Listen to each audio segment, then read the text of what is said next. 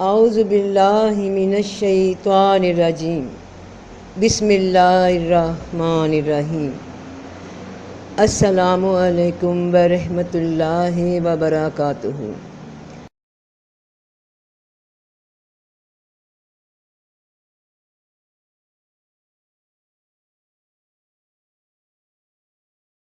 ملتے جلتے سوالات کیے تو ایک ہی نشست میں اسی ویڈیو میں ان سب کے بھی جوابات دینے کی کوشش کر رہی ہوں اور آپ لوگوں تک بھی پہنچ جائیں کہ جن کے دل میں یہ سوال ہوں تو ان کو بھی کوئی اس کا جواب مل سکے، اور جو مجھ سے بھی بہتر جواب جانتا ہوں وہ بھی اپنے کمنٹس میں یہاں پر ویڈیو کے نیچے اظہار کریں تاکہ مجھے بھی آپ لوگوں سے کچھ سیکھنے کا موقع ملے۔ تو سوال یہ ہے، السلام علیکم، سلوک کا راستہ بندہ خود منتخب کرتا ہے یا یہ بھی اسی کی طرف سے عطا کا معاملہ ہے؟ جیسے کسی جگہ سے گزرنے کی کوشش کی جا رہی ہو اور بار بار کوشش کے باوجود اس جگہ سے ایک قدم بھی پیچھے نہیں ہٹ پاتا۔ لوگ کہتے ہیں کہ باقی لوگوں کا بھی تو سب کچھ چل رہا ہے، تو تم سے کچھ کیوں نہیں ہوتا؟ تم ضرور کوئی غلطی کر رہے ہو۔ جب پوچھو کہ ذرا بتا دو کہ کیا غلطی کر رہے ہیں تو پھر کوئی جواب نہیں۔ گھر بار، بیوی بچوں اور دوسرے ہماری کیفیات کو سمجھ نہیں سکتے، بلکہ ایک پیج پر بھی نہیں آ سکتے، تو ان کو جو چاہیے وہ ہماری ذات سے کیوں نہیں مل رہا ہوتا؟ حالانکہ وہ ہماری کسی نہ کسی طرح ذمہ داری ہیں۔ سب کچھ کرنے کے باوجود نتیجہ صفر ہو تو بدگمانیاں اور الزام تراشیاں شروع ہو جاتی ہیں، لیکن یہاں خاموشی اور خاموشی کے سوا کر بھی کیا سکتے ہیں؟ اگر کچھ کہیں تو سارا سامنے رکھ دیا جاتا ہے، یعنی آپ کی حیثیت ہی کیا ہے؟ اسی طرح کے حالات پیش آتے رہتے ہیں، تھوڑا سا وقفہ آتا ہے پھر منقطع ہو جاتا ہے۔ یہ سب رہنمائی چاہیے کہ آگے اب کیا ہے۔ جی وعلیکم السلام۔ سلوک کا راستہ ہدایت کا راستہ ہوتا ہے، اور انسان کو جس طرح اللہ تعالیٰ نے دونوں راستے دکھا دیے کہ یہ اچھائی کا راستہ ہے، یہ برائی کا، تو ان میں سے ایک منتخب کرو، چن لو۔ تو جو انسان ہے نا، وہ جو راستہ چنتا ہے نا، اگر سلوک کا راستہ چن لیا، اس نے اچھائی کا راستہ چن لیا، تو پھر اس پہ عطا ہوتی ہے اس کے مزاج کے مطابق۔ ہر انسان کا مزاج مختلف ہے، سلوک تو ایک ہے، ہدایت ایک ہے، قرآن ایک ہے، یعنی اللہ کا کلام جو ہم میں موجود ہے۔ پھر جس کے دل میں روشنی ہوتی ہے نا، جس کے دل میں روشنی ہوتی ہے تو عطا بھی اس کو ہی ہوتی ہے، جو بھلائی کا خواہش مند ہو، سیدھے راستے پہ چلنے کا خواہش مند ہو، تلاش میں ہو، تو پھر اسی کو عطا ہوتی ہے۔ عطا منتخب کر کے خود سے پہلے نہیں ہوتی کہ کسی انسان کو عطا کر دیا، اب وہ اچھائی پہ چلے گا، لیکن اس کا اپنا کوئی ارادہ نہیں تھا۔ تو جس انسان کا ارادہ اچھائی کی طرف بن جائے، عطا پھر اسی کو ہوتی ہے۔ منتخب انسان ہی کرتا ہے، اسے موقع دیا گیا ہے کہ اس میں سے کوئی راستہ چنو، جو بھی تمہارا مطلب مزاج ہے، فطرت ہے۔ عطا بیٹا بعد میں ہوتی ہے، روشنی انسان کے اپنے دل کی ہے، ورنہ تو کوئی بھی یہ چیز کہہ سکتا ہے نا۔ یہ تو ایک پھر بہت بڑا سوال بن جاتا ہے کہ اگر عطا پہلے ہو گئی تو پھر تو یہ چنے ہوئے بندے ہو گئے۔ اللہ کے کام بڑے اہم ہیں اور بڑے حکمت سے بھرپور ہیں۔ یہ جس طرح آپ کو ایک عام مثال ہے نا دنیا کی، ہمارے ہم کہتے ہیں جی گورنمنٹ جاب سے نکلتی ہیں، اور پھر ہوتا یہ کہ کچھ بندے پہلے ہی چن لیے جاتے ہیں، باقی لوگوں سے صرف نہ ایک کارروائی ہوتی ہے کہ چلو جی اس کو نہ یہ کر دو کہ نہ بس لوگوں کو پتہ چلے، اخبار میں آیا ہوا ہے کہ گورنمنٹ نے نہ، جیسے پہلے ہوتا تھا نا کہ گورنمنٹ نے بندے رکھ لیے ہوئے نا ایگزام ہو رہے ہیں، انٹرویوز ہو رہے ہیں، لیکن پتہ چلتا ہے کہ نہیں جی ہم تو نہیں منتخب ہوئے، کوئی اور ہی ہو گیا۔ لیکن یہاں پہ ایسا معاملہ نہیں، اللہ تعالیٰ کے معاملے میں یہ معاملہ ڈیفرنٹ ہے۔ وہ انصاف پہ ہی جس کو ہدایت کی خواہش ہے، جو قدردان ہے، اللہ پھر اس کو عطا بھی کرتا ہے، اسے توفیق دیتا ہے، اسے راستہ بھی دکھاتا ہے اس کی منتخب کرنے کی وجہ سے کہ اس نے کیا منتخب کیا۔ برائی منتخب کرو گے اس کے راستے کھل جائیں گے، اچھائی کرو گے اس کے کھل جائیں گے۔ اب جہاں تک لوگوں کا کہنا ہے نا کہ باقی لوگوں کے سب کام ہو رہے ہیں، بھئی تمہارا کیوں نہیں ہو رہا، بات یہ نہیں ہے کہ اس سے پریشان ہوا جائے۔ مسئلہ لوگوں کو صرف یہ ہوتا ہے کہ ہم بھی لوگوں میں شمار ہیں، ٹھیک ہے، ہم بھی کئی لوگوں کو ایسی باتیں کرتے ہوں گے، کر چکے ہوں گے، یا کبھی آگے موقع آتا ہے۔ اب کچھ لوگ ہمارے سامنے آ کے، کچھ اپنے کچھ پرائے، کچھ خاص رشتہ دار، کلوز، کچھ دور کے لوگ، لوگوں صرف اس لیے کہتے ہیں کہ جو توقع وہ آپ سے کرتے ہیں نا یا کر رہے ہوں گے، میں بھی وہ پوری نہ ہو رہی ہوں ان کے حساب کے مطابق، تو انہوں نے یہی کہنا ہے کہ اس کے لیے پریشان ہونے کی ضرورت نہیں۔ لوگوں کو انسان اتنا خوش نہیں کر سکتا، اس لیے ایک ہی ذات کو منتخب کیا ہے، اللہ کی ذات کو، اور اللہ کے حکم کے مطابق اگر آپ معاشرتی ذمہ داریاں ان لوگوں کے لیے پوری کر رہے ہیں، کیونکہ آپ کو سوال کرنے کے جو حق رکھتے ہیں نا وہ آپ کے خاص رشتہ دار ہی ہو سکتے ہیں، باقیوں کو تو ہم اتنا نہیں ترجیح دیتے نا۔ آپ کے ماں باپ ہوئے، بہن بھائی ہوئے، بیوی بچے ہوئے، جو خاص طور پہ مطلب جن کی ذمہ داری انسان پہ آتی ہے، اگر آپ اللہ کے قانون کے مطابق ان کا حق پورا کر رہے ہیں تو پھر تو آپ کو فکر کرنے کی ضرورت نہیں ہے، آپ انہیں جواب بھی دے سکتے ہیں اچھے طریقے سے۔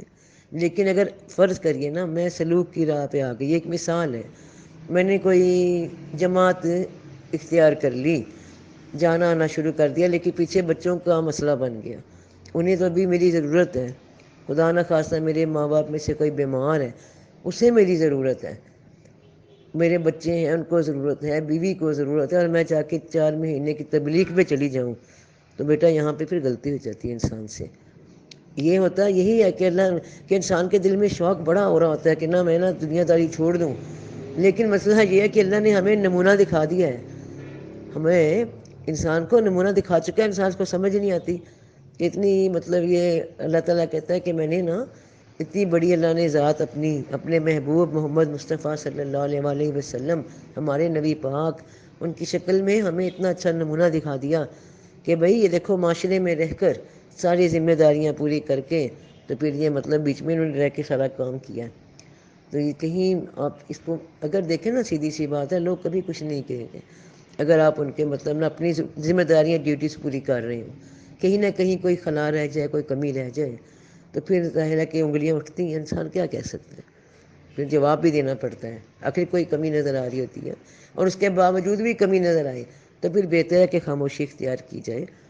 بہتر یہی ہے کہ اللہ تعالیٰ پہ آپ نہ پھر اللہ سے دعا کریں کہ اگر آپ ایک اچھے راستے پہ ہیں، اپنی ذمہ داریاں بھی پوری کر رہے ہیں، کوئی کمی نہیں رہ گئی رشتہ داروں کے حقوق و فرائض، مطلب آپ کے جو فرض ہیں، جو حق ہے وہ سب پورے ادا کرنے میں، تو پھر آپ کچھ لوگوں کے مزاج کو سمجھیے کہ اگر وہ اس کے باوجود ایسا کر رہے ہیں تو پھر خاموش رہنا زیادہ بہتر ہے، کیونکہ آپ کو تسلی ہونی چاہیے، دیکھو بیٹا بھائی آپ جو بھی ہو، ٹھیک ہے، آپ کا مجھے نام نہیں معلوم، تو جو بھی آپ کو تسلی ہونی چاہیے کہ میں کام وہ ٹھیک کر رہا ہوں اور میرا دل مطمئن ہے، اور اگر دل مطمئن نہیں ہے خود کا ہی تو پھر بیٹا کہیں نہ کوئی مسئلہ، کوئی پرابلم ہے، کوئی کمی رہ گئی ہے آپ کی طرف سے، تو ورنہ دل مطمئن ہوتا، ٹھیک ہے۔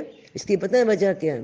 آپ کوئی کام کر رہے ہیں بالکل ٹھیک کر رہے ہیں، پھر بھی لوگ پوائنٹ آؤٹ کر رہے ہیں، ایسے بندے کو کوئی پرواہ نہیں ہوتی کسی کے کہنے کی، وہ بے چین نہیں ہوتا، پریشان نہیں ہوتا کہ اسے کوئی جواب ملنا چاہیے، اسے تو جواب مل گیا جب وہ اللہ کے راستے پہ چل رہا ہے، بالکل ٹھیک چل رہا ہے، اسے تو جواب مل گیا بیٹا کہ وہ ٹھیک ہے، پھر دنیا کی کیا پرواہ کرنی، کیا ملامت، کوئی ٹینشن نہیں، کہیں جاؤ جو کہنا ہے کیونکہ میں ٹھیک ہوں۔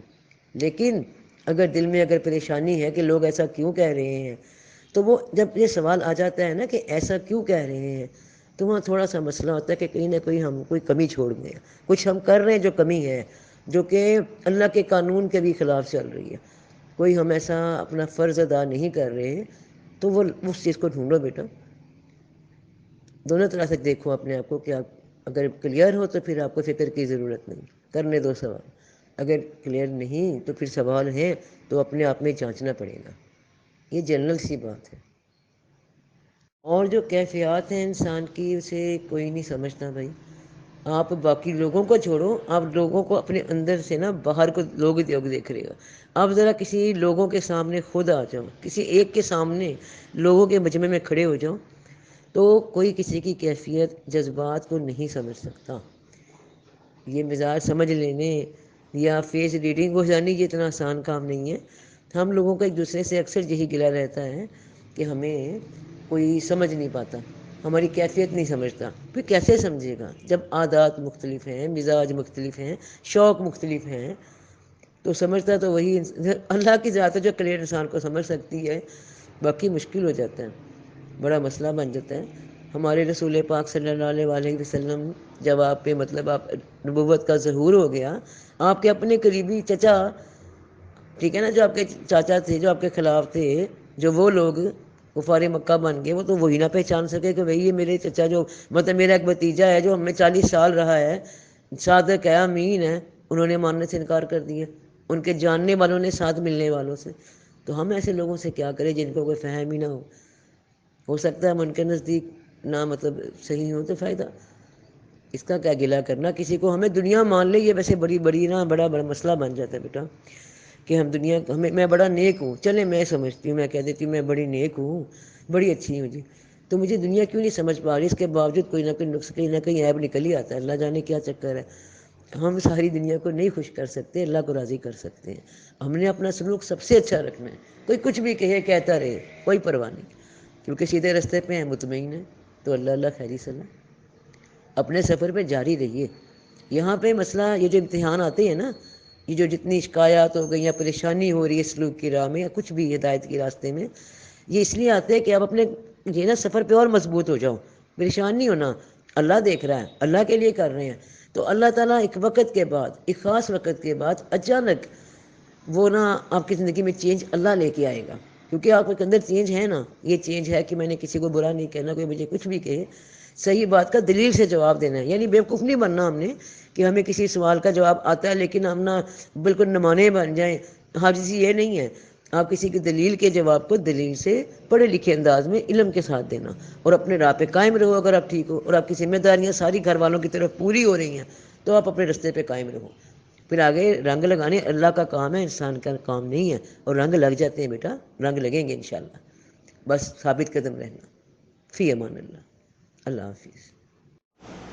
تو اس کے بعد ان بھائی نے اپنا بات کا اظہار کیا، اور پھر ایک سوال کی طرح ایک بات ہوئی. وہ یہ ہے، جزاک اللہ خیر، نام یہ ہے اور کراچی سے تعلق ہے. ویسے خاموشی اختیار کی ہوئی ہے، لیکن ہمیں پتہ نہیں ہوتا نا، اور ہمارے اپنے ہمیں پریشان سمجھتے ہیں کہ ہماری کوششوں اور محنتوں کے باوجود دنیا بہتر کیوں نہیں ہو رہی، جبکہ ہم جانتے ہیں کہ کیا وہ نہیں جانتا کہ بندہ کس حالت میں ہے. ضرور کچھ مصلحت ہوگی. اللہ ہمیں آسانیاں عطا فرمائے اور آسانیاں تقسیم کرنے کا شرف عطا فرمائے. آمین. میرا یہی خیال ہے کہ ہم ایک خاص مقصد کے تحت ایک خاص تربیت سے گزارے جاتے ہیں. بھائی آپ نا کوشش کریں کہ نا اب وائس میسیج کیجئے، کیونکہ کچھ سوال مشترک ہوتے ہیں، بہت سے لوگوں نے پوچھے ہوئے ہوتے ہیں، تو کسی ایک کو جواب دے کر پھر اس جواب کو ہم ویڈیو پہ دے دیتے ہیں تاکہ باقی لوگوں کا بھی بھلا ہو جائے.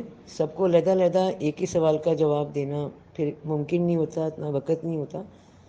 تو اگر آپ وائس میسیج کریں اور وہاں جواب ہو تو میں پھر اس کو مطلب آسانی سے باقی لوگوں کو بھی ایک ہی ویڈیو میں جواب دے دیتی ہوں.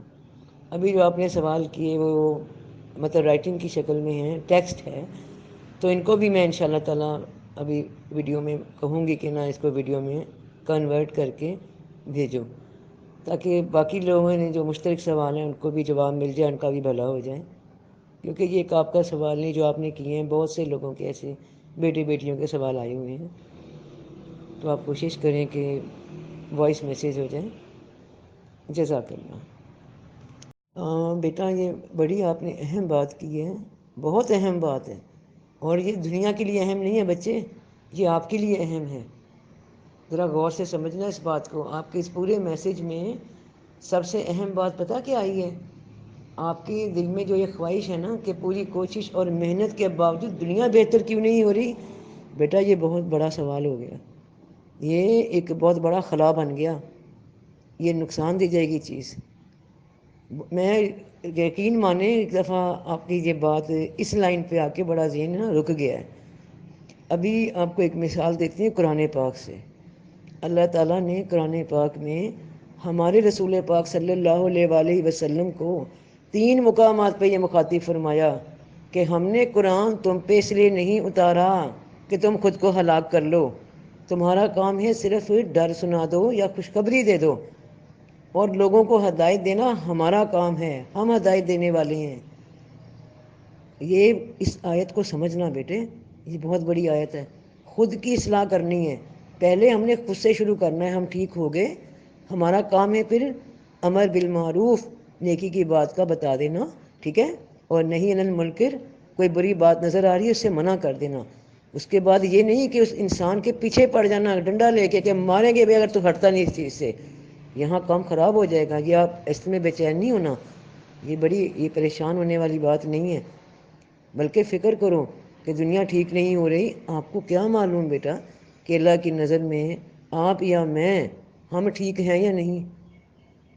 ہمیں کیا معلوم کوئی انسان کا تعلق تنہائی میں اپنے رب کے ساتھ کیا ہے، یا ظاہر میں وہ کیوں اس طرح جی رہا ہے، اس کی زندگی کی وجہ کیا ہے؟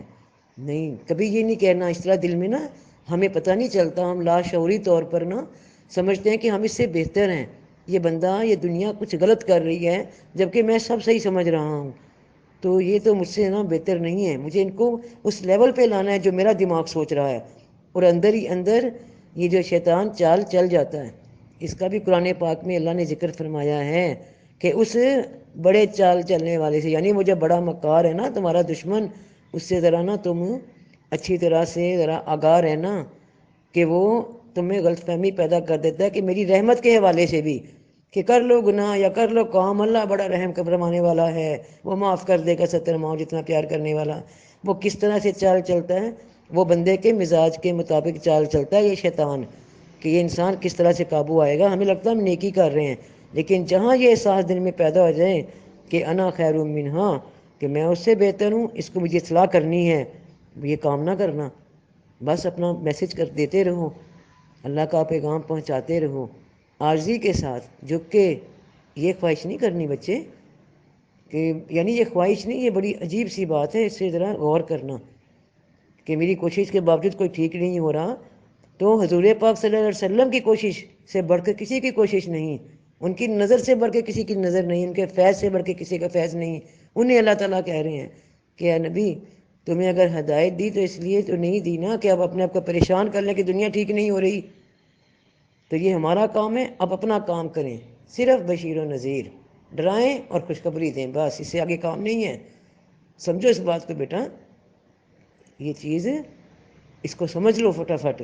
بعض دفعہ انسان کو پتہ نہیں چل رہا ہوتا، سمندر میں جو انسان تیر رہا ہو نا، اچھا تیراک ہو، لیکن ایک اینٹ ایک پتھر اس کے پاؤں سے صرف باندھ دو، اسے گہرائی میں لے جاتا ہے، ہلاک کر دیتا ہے۔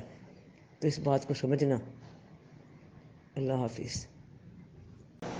اور پھر آخر میں بھائی نے یہ بات کی، بشر حافی کا معاملہ، اور پھر اس چور کا واقعہ جو سرکار غوث اعظم رحمۃ اللہ تعالیٰ علیہ کے رحمت خانے میں آپ کا قیمتی جبہ مبارک چوری کرنے کی نیت سے آتا ہے اور ابدال بن جاتا ہے، اس کے کھیل نرالے ہیں۔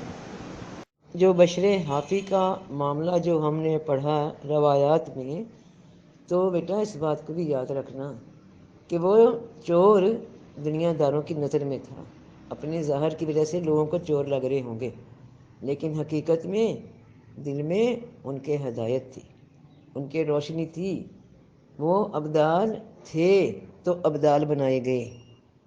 اس راز کو سمجھنا۔ سوال یہ تھا کہ ہم اپنی بات کر رہے تھے کہ ہم لاکھ کوشش کے باوجود اپنی دنیا بہتر نہیں کر پا رہے۔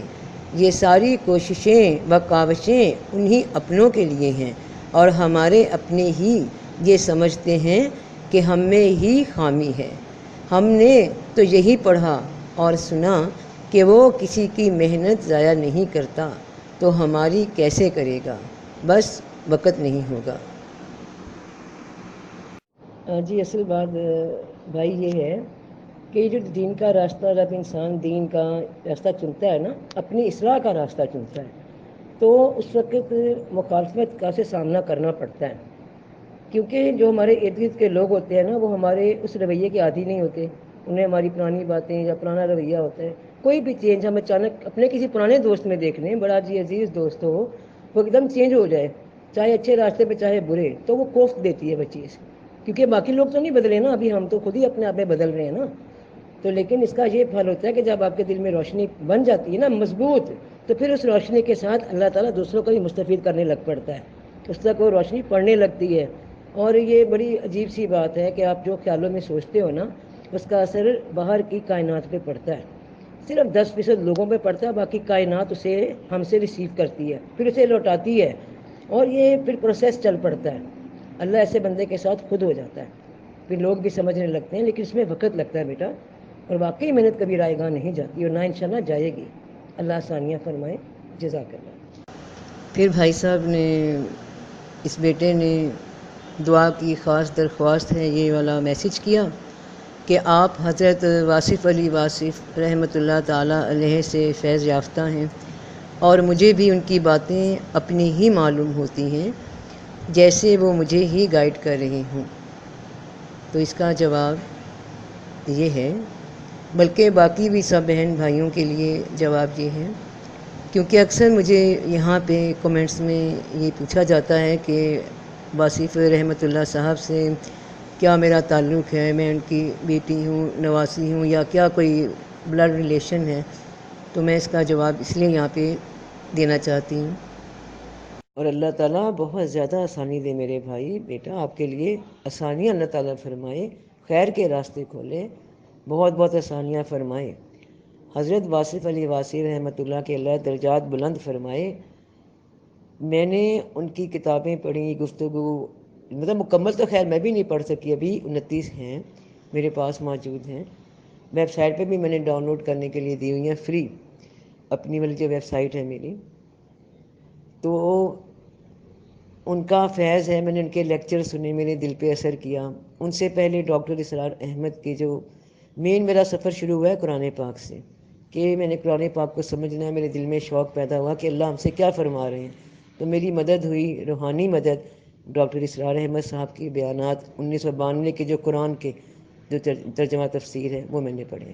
اس کے بعد پھر مزید معاشرتی زندگی کی آسانی مجھے اللہ تعالیٰ نے، پھر دیکھو اللہ نے رستہ نکال دیا، حضرت واصف علی واصف رحمۃ اللہ کی مطلب لیکچر مجھ تک پہنچ گئے، اور باقی براہ راست تو میں نہیں جانتی انہیں، نہ میں کبھی ملی ہوں، اور ان کی وفات پہ میں اپنے بچپن میں تھی، اب باقی ہوش آتی ہے اور دکھ ہوتا ہے کہ کاش اس وقت میں اتنی بڑی ہوتی تو میں ان سے لازمی ملتی، اور یہ ان لوگوں کی ہی مطلب روحانی مدد ہے، ان کی ہوئی محنتیں ہیں، ڈاکٹر اسرار احمد صاحب جنہوں نے مجھے قرآن کی طرف شوق پیدا فرما دیا، اور حضرت واصف علی واصف رحمۃ اللہ جنہوں نے معاشرتی زندگی سمجھا دی، اللہ دونوں کے درجات بلند فرمائے، آمین ثم آمین۔